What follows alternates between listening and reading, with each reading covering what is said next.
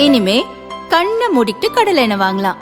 ஏன்னா மந்த்ரா கடலை எண்ணெய் இதயத்தின் தயாரிப்பு. வறுக்க பொரிக்க ஏன் எல்லா சமையலுக்கும் மந்த்ரா தான். மந்த்ரா கடலை எண்ணெய், அபார ருசி, ஆரோக்கியமான உடல் நலம்.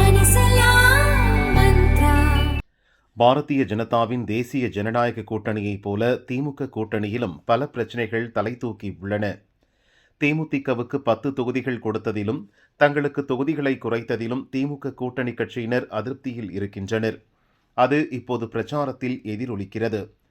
சென்னையின் ஒரு சில தொகுதிகளை தவிர மற்ற இடங்களில் திமுக வேட்பாளர்களை ஆதரித்து தேமுதிக பொதுச் செயலர் பிரேமலதா பிரச்சாரம் செய்யவில்லை. இதனால் தேமுதிக ஓரளவுக்கு பலமாக இருக்கும் வடமாவட்ட திமுக வேட்பாளர்கள் ஷாக் ஆகியுள்ளனர்.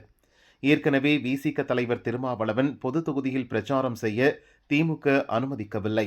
காட்பாடியில் திமுக பொதுச் செயலர் துரைமுருகன் விடுதலை சிறுத்தைகள் கட்சி மாவட்ட செயலரை பிரச்சார வாகனத்தில் இருந்து இறங்க சொன்னது பெரும் சர்ச்சையை ஏற்படுத்தியது.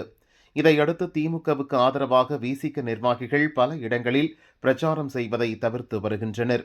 போதாக்குறைக்கு திருமாவளவன் தேர்தலில் போட்டியிடுவதால் மொத்த நிர்வாகிகளையும் காட்டுமன்னார் கோவிலுக்கு அவர் வரவழைக்க திட்டமிட்டுள்ளார். மதிமுக பொதுச் செயலர் வைகோவும் அவரது மகன் துரையும் அவர்களது கட்சியினரை ஆதரித்துதான் பிரச்சாரம் செய்ய திட்டமிட்டுள்ளனர். கம்யூனிஸ்ட் தலைவர்களும் திமுக வேட்பாளர்களுக்கு ஆதரவாக பிரச்சாரம் செய்வது சந்தேகம்தான் என கூறப்படுகிறது.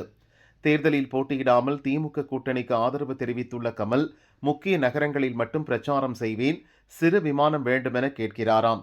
அது மட்டுமல்லாது நட்சத்திர ஹோட்டலில் எனக்கென ஒரு தளத்தையே ஏற்பாடு செய்ய வேண்டுமென நிபந்தனைகள் விதிப்பதாக தெரிகிறது.